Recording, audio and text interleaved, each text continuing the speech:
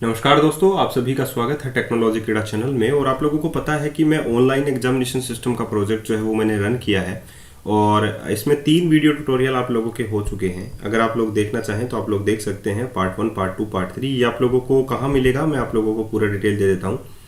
ये आप लोगों को जब आप लोग मेरा टेक्नोलॉजी क्रीड़ा चैनल ओपन करेंगे तो आप लोगों को प्लेलिस्ट के अंदर जाना है और प्लेलिस्ट में आप लोग online examination system project ASP.NET Core जो है इसको सेलेक्ट कर सकते हैं। व्यू फुल प्लेलिस्ट आप लोगों को मिल जाएगा। ठीक है, तो ये 3 वीडियो हो चुके हैं, ये चौथा वीडियो है जिसकी मैं बात कर रहा हूँ। अब मैं बात करता हूँ आप लोगों को मेंबरशिप की, कि आप लोगों को मेंबरशिप जो है वो लेनी है। अगर आप लोग मेंबरशिप, देखिए बहुत सारे यूजर्स हैं जो मेंबर्स जो हैं वो बने हुए हैं टेक्नोलॉजी क्रीड़ा चैनल के और उनको कोड भी मिला है। तो आप लोग ज्वाइन बटन क्लिक करके ये पूरा का पूरा कोड जब तैयार हो जाएगा तब आप लोगों को मिल जाएगा। साथ ही आप लोगों के इसके बहुत सारे ऐसे वीडियोज हैं जो कि मेंबरशिप वालों को ही दिखाई देंगे। तो आप लोग ज्वाइन बटन क्लिक करके मेंबरशिप जो है वो ले सकते हैं। तो अगर आप लोग लेना चाहते हैं तो प्लीज़ लीजिए, क्योंकि बहुत ज़्यादा ज़रूरी है। अगर आप लोग ASP.NET Core सीखना चाहते हैं तो डिफरेंट टाइप्स के प्रोजेक्ट्स पर आप लोगों को काम करना। देखिए प्लेलिस्ट में मैंने ASP.NET Core का जो 6.0 का जो फुल वीडियो ट्यूटोरियल है वो आप लोगों को दिया हुआ है। 6.0 का ट्यूटोरियल, इसमें शॉपिंग कार्ट का प्रोजेक्ट है। ASP.NET Core की जो फुल प्लेलिस्ट है वो भी आप लोग देख सकते हैं। ASP.NET Core की फुल प्लेलिस्ट भी मैंने आप लोगों को दी गई है। ठीक है, आप लोग देख सकते हैं यहाँ पर आप लोगों को मिल जाएगा ASP.NET Core का फुल प्लेलिस्ट, तो वो भी आप लोग चेक कर सकते हैं। तो ये जो है जो वीडियो है ऑनलाइन एग्जामिनेशन सिस्टम का, जो कि आप लोग 4th वीडियो ट्यूटोरियल है, वो आप लोग अगर देखना चाहते हैं और साथ में लर्न करना चाहते हैं तो आप लोग जो है 4th वीडियो ट्यूटोरियल तो देखिए। लेकिन अगर आप लोगों को कोड चाहिए है और आप लोग और भी कुछ सीखना चाहते हैं ASP.NET Core के बारे में, तो ज्वाइन बटन पर क्लिक करके आप लोग मेंबरशिप जरूर लीजिए। तो चलिए इसके बारे में अब हम लोग बाद में बात करते हैं और 4th वीडियो पर हम लोग चलते हैं। 3rd वीडियो तक मैं आप लोगों को जेनेरिक रिपोजिटरी के बारे में बता चुका था। अब आप लोगों को इस जेनेरिक रिपोजिटरी को क्या करना है, इम्प्लीमेंट करना है। तो यहाँ पर हम लोग रिपोजिटरी सेक्शन के अंदर ही एक नई क्लास जो है वो ऐड कर लेते हैं, जिसका नाम होगा जेनेरिक रिपोजिटरी। इसका नाम है iGeneric रिपोजिटरी, उसका नाम होगा जेनेरिक रिपोजिटरी।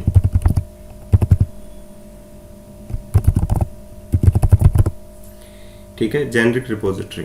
जेनेरिक रिपोजिटरी जब आप लोग ऐड करेंगे तो इसमें आप लोग क्या करेंगे, पब्लिक सबसे पहले, और जेनेरिक रिपोजिटरी इनहेरिट होगी क्लास T से।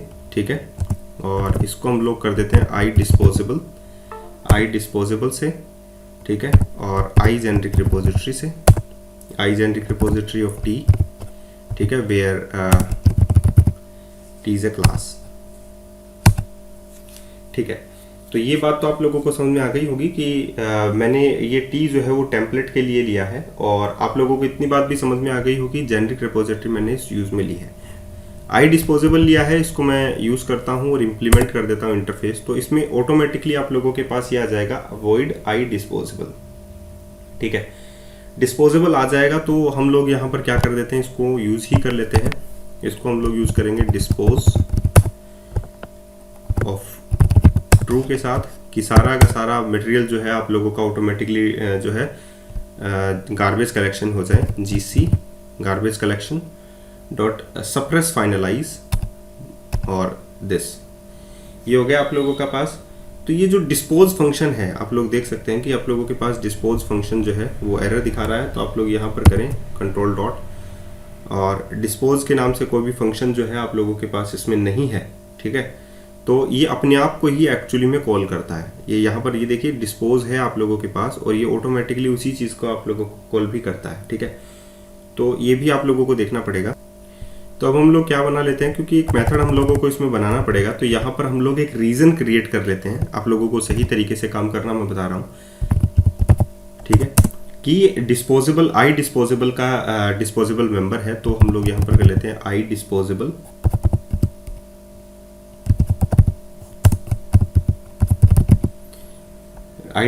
मेंबर्स, और यहाँ पर हम लोग लिख देते हैं प्राइवेट bool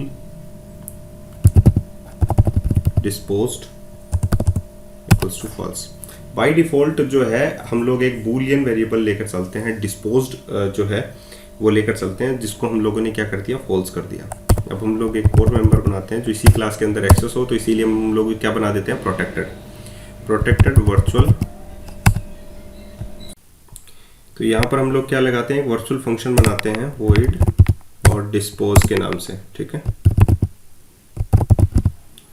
ये डिस्पोज के नाम से हम लोगों ने फंक्शन बनाया डिस्पोज, और इसमें हम लोग वैल्यू डाल देते हैं बूल डिस्पोजिंग, ठीक है। अब ये जो एरर है आप लोगों के पास, आप लोग देखिए कि डिस्पोज नाम से जो आप लोगों ने क्या कर दिया, यहाँ पर स्मॉल और कैप्स कर दिया, ये हो गया। तो ये ऑटोमेटिकली आप लोगों के पास ये फंक्शन जो है वो इस फंक्शन को कॉल कर लेगा, सुपर को, ठीक है, क्योंकि इसको तो नहीं करेगा, इसमें विदाउट पैरामीटर है।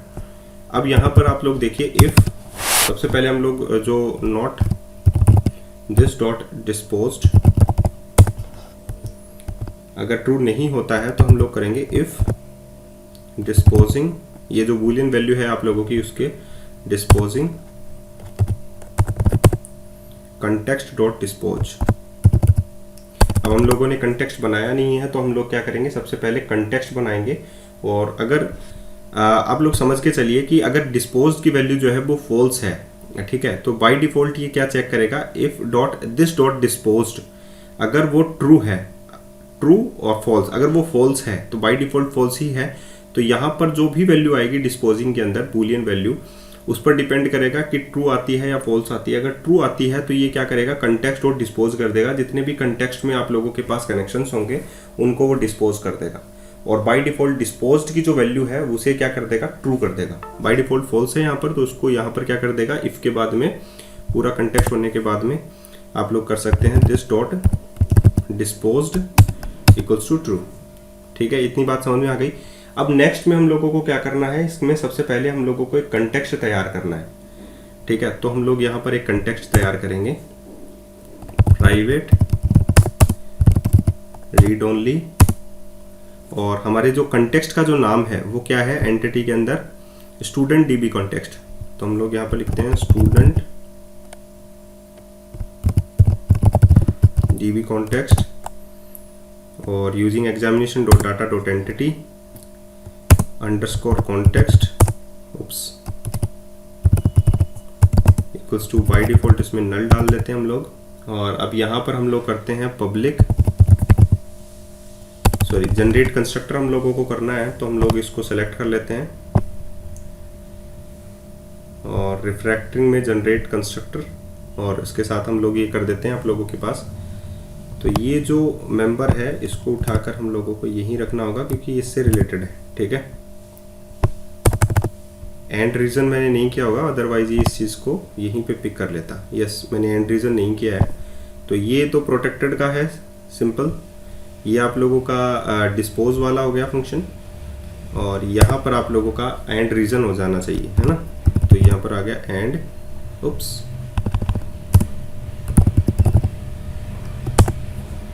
एंड रीजन, ठीक है। अभी भी आप लोगों के पास एरर है, अच्छा ये एक साथ आएगा ना, एंड रीजन, ओके। तभी अब एक में हो गया आप लोगों के पास। ये रीजन जो है वो डिस्पोजेबल मेंबर का था, तो हम लोगों ने यहाँ पर रख दिया, ठीक है।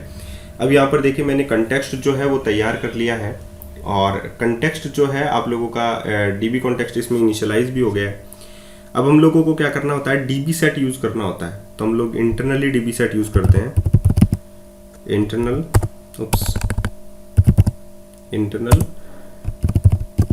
DB set of T for template and DB set, okay. So DB set को हम लोगों को आइक्यूरेबल किस में आता है, हम लोग देख लेते हैं, माइक्रोसॉफ्ट एंटिटी फ्रेमवर्क कोर, तो इसमें आ गया। अब हम लोगों को नेक्स्ट जो है, जो कंस्ट्रक्टर हम लोगों ने इनिशियलाइज किया उसको DB कंटेक्स्ट के साथ भी इनिशियलाइज करना पड़ेगा। तो हम लोग करते हैं दिस डॉट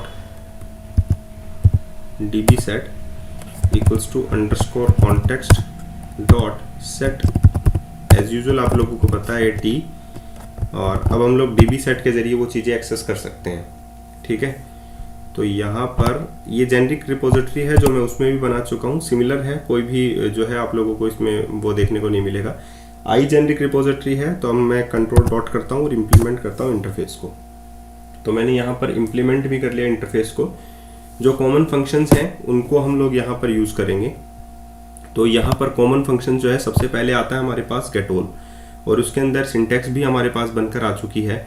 यहाँ पर आप लोग गेट ऑल के अंदर देख सकते हैं कि expression function T bool filter equals to null, यहाँ पर आप लोगों के पास आया फिल्टर इक्वल्स टू नल, ये ऑटोमेटिकली आ जाएगा आप लोगों के पास। नेक्स्ट में आया है फंक्शन आप लोगों के पास I queryable data of T, I orderable queryable T, ये आ गया आप लोगों के पास ऑर्डर बाई नल, ठीक है, ये भी आ गया आप लोगों के पास। और नेक्स्ट में आप लोगों के पास है string include properties. Include properties तब आप लोग यूज करते हैं जब आप लोगों को एक टेबल से दूसरी टेबल को ज्वाइन करना हो, ठीक है। तो यहाँ पर हम लोग आई क्यूरेबल डाटा जो है वो पिक कर लेते हैं सबसे पहले। ये समझ में आ गया आप लोगों को गेट ऑल में हम लोगों ने ऑर्डर बाई भी यूज करेंगे हम लोग शॉर्टिंग करने के लिए। इंक्लूड प्रॉपर्टीज मतलब दूसरी क्लास को यूज करने के लिए इंक्लूड प्रॉपर्टीज भी यूज करेंगे। और फिल्टर का मतलब ये होता है आप लोगों के पास कि क्वेरी अगर आप लोगों को इसमें लगानी हो गेट ऑल के अंदर कि पर्टिकुलर इसी यूजर की सारी लिस्ट मुझे चाहिए है, जैसे ऑर्डर चाहिए होता है पर्टिकुलर यूजर का, तो लिस्ट ऑफ ऑर्डर्स ही निकलते हैं, उसमें एक ऑर्डर नहीं निकलता है, तो इसीलिए, लेकिन पर्टिकुलर यूजर के लिए लगानी होती है तो इसीलिए फिल्टर यहाँ पर लगा है, ठीक है। इतनी बात समझ में आ गई। नेक्स्ट में हम लोगों के पास क्या करना पड़ेगा, I queryable of T, I queryable of T, ठीक है। और यहाँ पर हम लोग लगा लेते हैं query equals to DB set, क्योंकि डीबी सेट में आप लोगों के पास सारा है, सब कुछ है। If filter is not equals to null then query equals to query dot where filter, यहाँ पर लग गया आप लोगों के पास। नेक्स्ट में आप लोगों के पास क्या चाहिए, आप लोगों को फॉर ईच लूप लगाते हैं हम लोग, ठीक है। फॉर ईच लूप लगाते हैं वेयर इंक्लूड प्रॉपर्टीज,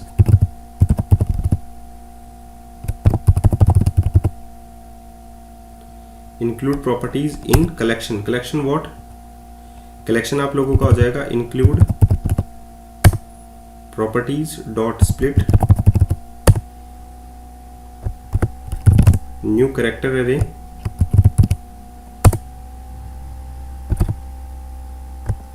और उसको सेपरेट किससे कर देंगे हम लोग, कोमा से। तो कोमा से यहाँ पर सेपरेट हो गया आप लोगों के पास, आप लोग देख सकते हैं इंक्लूड प्रॉपर्टीज। और इसमें हम लोग ये भी कर देंगे string split options dot remove empty entries, तो यहाँ पर हम लोग कर देंगे स्ट्रिंग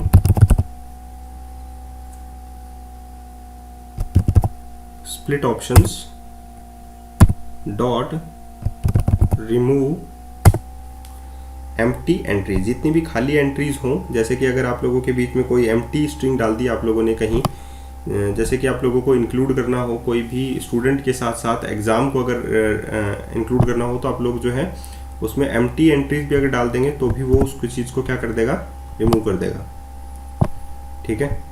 तो ये हम लोग यहाँ पर ये देखिए, उप्स ये भी नहीं हुआ, अब ठीक है। ये हो गया आप लोगों के पास for each loop. For each loop जो है आप लोगों को कैसे यूज़ करना है, क्वेरी के अंदर आप लोगों को यूज़ करना है, तो हम लोग यहाँ पर लिखेंगे query, sorry query equals to query dot include, और इंक्लूड में हम लोग उसका नाम लिख देंगे include properties,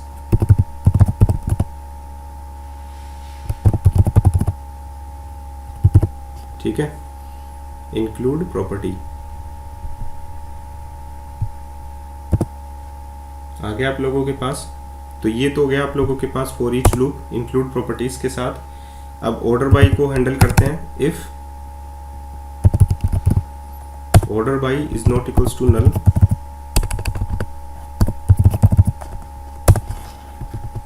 order by null नहीं है तो हम लोग यहाँ पर रिटर्न करते हैं return order by query dot to list, okay. So हम लोगों ने यहाँ पर जो भी क्वेरी हमारे पास आएगी, यहाँ पर देखिए क्वेरी के अंदर क्या आ गया, डीबी सेट आ गया। डीबी सेट का मतलब ये होता है गेट ऑल कंटेक्स्ट डॉट जो भी प्रोडक्ट अगर आप लोगों के पास हो, जैसे कि आप लोगों के पास स्टूडेंट मान के चलिए, आप लोग स्टूडेंट हैं तो डीबी सेट के पास क्या हो गया, context dot student dot to list. तो यहाँ पर क्या आ जाएगा आप लोगों के पास, ऑर्डर बाई क्वेरी, जो भी क्वेरी आप लोगों के पास होगी वो आप लोगों के पास यहाँ पर हो जाएगी, ठीक है।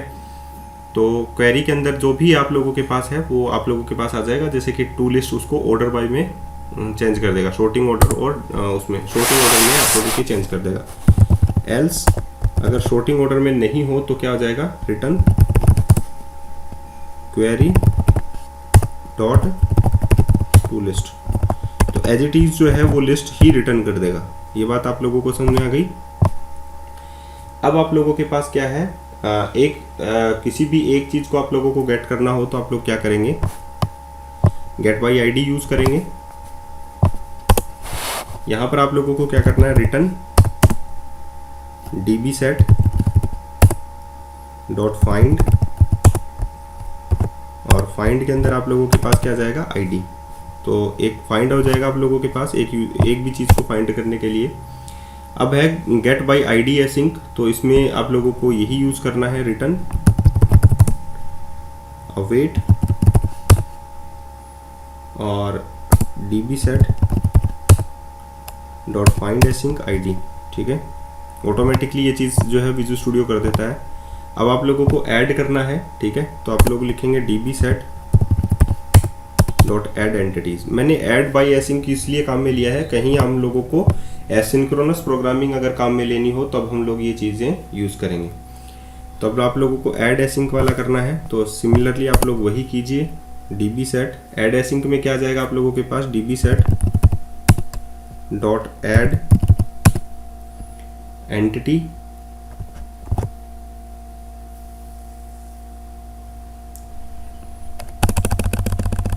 ओके। यहाँ पर आ जाएगा आप लोगों के पास एसिंक, यहाँ पर आ जाएगा await dB set add async entity और रिटर्न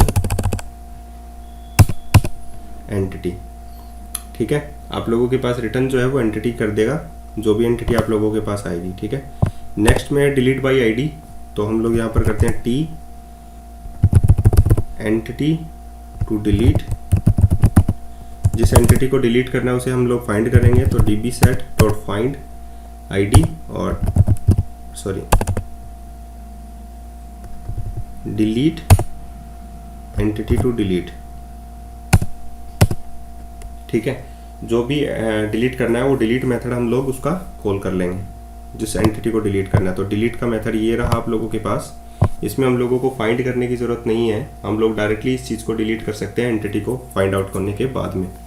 तो यहाँ पर हम लोग क्या करेंगे, if underscore context dot entry, entry में हम लोगों के पास क्या जाएगा, entity,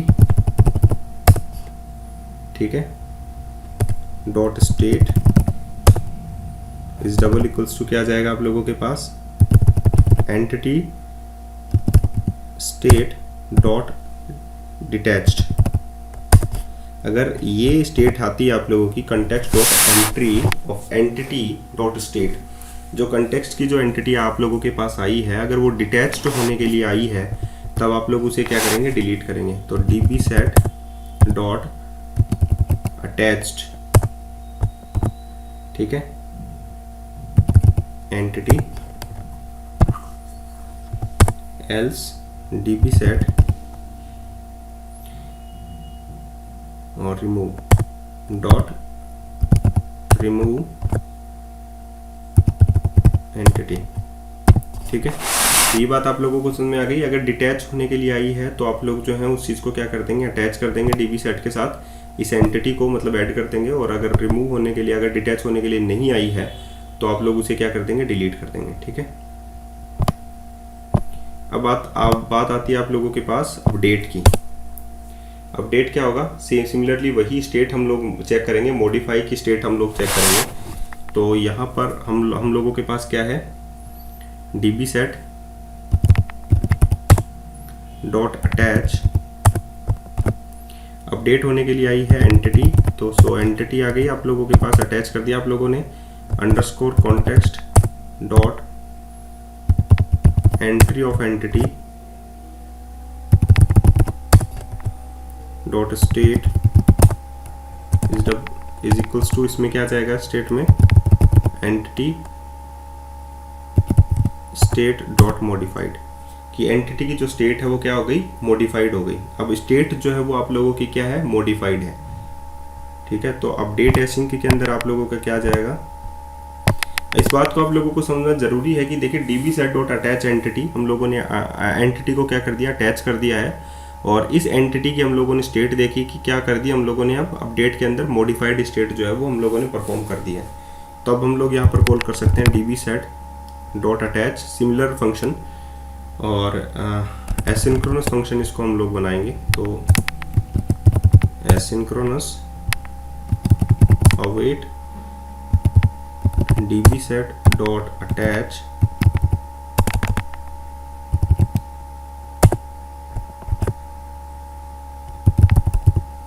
entity,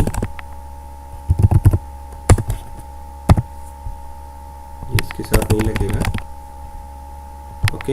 and the next one is context dot, sorry ऊपर वाला ही हम लोग कर देते हैं,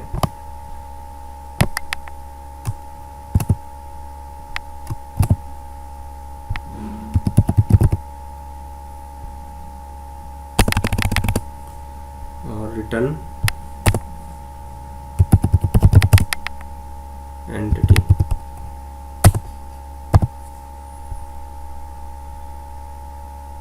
okay, the next one is delete async. Delete async में आप लोगों को क्या करना है, सिमिलर है, अगर डिटैच होने के लिए आई है तो उसे अटैच कीजिए, और अगर अदरवाइज उसे रिमूव कर दीजिए। जो सिमिलर फंक्शन आप लोगों ने डिलीट के लिए लगाया है वही आप लोग इसमें भी यूज़ कर लीजिए। तो डिलीट वाला क्या था आप लोगों का, डिलीट वाला ये था आप लोगों के पास, तो यही मैं जस्ट कॉपी पेस्ट कर लेता हूँ।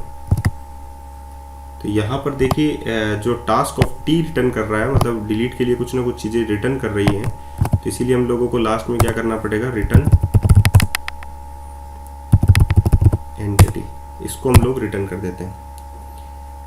ठीक है, इतनी बात आप लोगों को समझ में आ गई। तो सबसे पहले, अरे एरर आ रहा है, तो इसको हम लोग चेक करेंगे अभी। तो यहाँ पर आप लोग देखिए कि ये एसिंक्रोनस होगा पहले,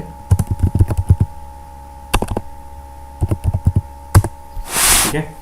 तो ये हो गया एरर दूर, और आप लोग इसमें देख सकते हैं कंटेक्स्ट डॉट एंटिटी, स्टेट को डिटैच किया है, उसके बाद में अटैच किया है एंटिटी को और रिमूव कर दिया उसके बाद में एंटिटी को, ठीक है, और रिटर्न कर दिया उसके बाद में एंटिटी को। तो ये सारा का सारा इम्प्लीमेंटेशन जो है आप लोगों ने रिपोजिटरी के अंदर जो ASP.NET Core 6.0 का जो प्रोजेक्ट मैंने बनाया था उसमें भी आप लोगों ने ये सारी चीज़ें की हैं। और अगर आप लोगों को फिर भी नहीं आती हैं तो प्लीज़ मुझसे आप लोग पूछ सकते हैं कि ये सारा का सारा मैटर जो है आप लोगों ने जो है कैसे करना है कैसे नहीं करना है, सारा का सारा चीज़ें आप लोग इसे पूछें, तभी आप लोगों के पास जो है वो सही तरीके का आंसर जो है आप लोगों को मिलेगा। अभी एंड रीज़न वाला जो फंक्शन है हम लोग यहाँ पर नहीं करके यहाँ पर ही करेंगे, क्योंकि रीज़न हम लोगों ने एक में ही बनाया था।